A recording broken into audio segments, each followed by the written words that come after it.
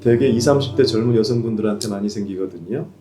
그 다음에 이 생기는 원인으로는 여성 호르몬, 이를테면 에스트로겐 같은 것들이 유방의 말단 조직인 유방 수엽이라든지 그거를 싸고 있는 결체 조직에다가 너무 민감하게 이제 이러한 부분들이 반응을 해가지고서는 혹들을 만들어내는 게 아닌가.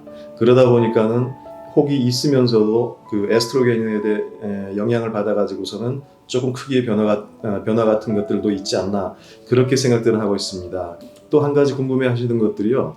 선생님, 그 소묘선종이라고 진단은 나와서 암이 아니라는 건 알고 있습니다. 이거 놔두면 유방암 되는 거 아닌가요? 질문이 많습니다. 그렇지만 이거는 놔둔다고 해서 절대 유방암으로 변화되지는 않습니다. 이런 경우에는 대부분 이제 저희들 조직검사에서 섬유선종이다 하게 되면은 치료를 안 하는 경우들이 많고요. 일단 두고 보면서 환자들하고 결정을 하는 경우가 많습니다.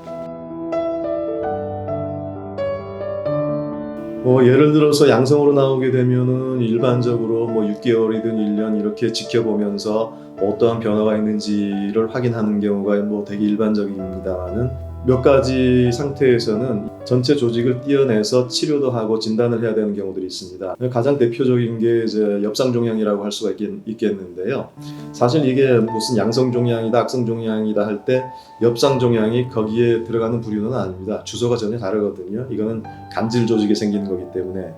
그렇지만 이게 특성상 진찰 소견도 그렇고 유방 초음파 소견도 그렇고 영상 소견이 굉장히 섬유선종하고 유사합니다. 바늘로 하는 조직 검사를 했는데 중심침 생검이 됐든 세침 흡입 세포진 검사를 같은 걸 하게 되면은 감별 진단이 잘 안 됩니다. 우리가 엽상종양 같으면은 그 섬유선종과 대별되는 게, 가만히 얘기를 들어보게 되면은요, 2, 3개월, 3, 4개월 안에 이렇게 한 3, 4cm까지 2, 3cm 정도까지 갑자기 커졌어요. 이럴 경우에는 저희들이 이게 엽상종양일 가능성도 있겠다. 그렇게 해서 만약에 바늘로 한 조직 검사에서 이제 섬유선종 같은 거로 나왔다. 그렇게 하게 되면은 띄어내서 진단도 내리고 치료도 하는 게 어떻습니까 해서 환자분들한테 권유를 하는 경우가 있습니다. 근데 실제로 그렇게 하다 보면은 바늘로 하는 조직 검사에서는 섬유선종이다 이렇게 나왔는데 적지 않은 경우에서 띄어서 봤더니만은 실제로 엽상종양이 나오는 경우들이 있어요. 그렇게 해서 이렇게 엽상종양이 나오게 되면 병리학적으로는 양성, 경계성, 악성 이렇게 세 부류로 나누긴 하지만은요, 그거는 병리학적인 관점에서 그것을 나누는 것이지, 저희들 임상가적인 입장에서는 그 세 가지가 모두 대동소이한 임상 양상을 보이고 치료 방법도 다 유사합니다. 소위 말해서 치료 방법이라는 거는 그 엽상종양을 기준으로 해서 주위 정상 조직 1cm를 다 포함해서 광범위 적재수를 하는 거죠. 조금이라도 남아있으면 엽상종양은 반드시 제거합니다. 그래서 남아있지 않게 확실하게 이렇게 떼어주는 것을 원칙으로 하고 있습니다. 그리고 엽상종양 외에도 저희들이 암은 아니고 분명히 양성종양인데 이거를 해결해 드려야 되는 경우들이 있습니다. 혈성 유두 분비물 같은 거를 조금 동반하고 있는 유두종이 있어요. 이런 경우에는 유두종 자체도 문제지만은 사실 피가 이렇게 흘러나와서 속옷을 이렇게 적시고 이렇게 할 때 스트레스 많이 받으실 겁니다. 이런 것도 암은 아니지만은 해결해 드려야 될 사항이거든요.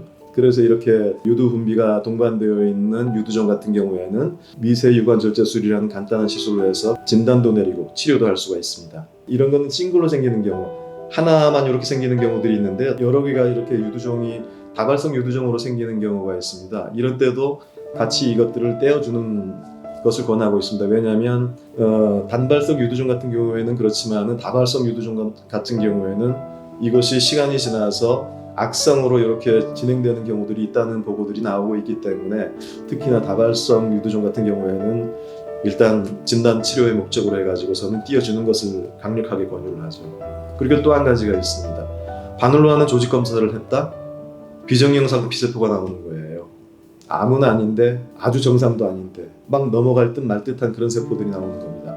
소엽세포에서 나올 수도 있겠고요, 유관에서도 나올 수가 있겠고, 이런 경우에 비정형상 피세포가 나왔을 경우에는 더 확실한 진단을 위해서 더 많은 검체를 필요로 합니다. 이러한 경우에 조직 전부를 띄어내서 비정형 세포만 있는 건지, 또 찾다 보니까 그 옆에 상피내암 같은 연기암이 발견이 되는 경우들도 있거든요.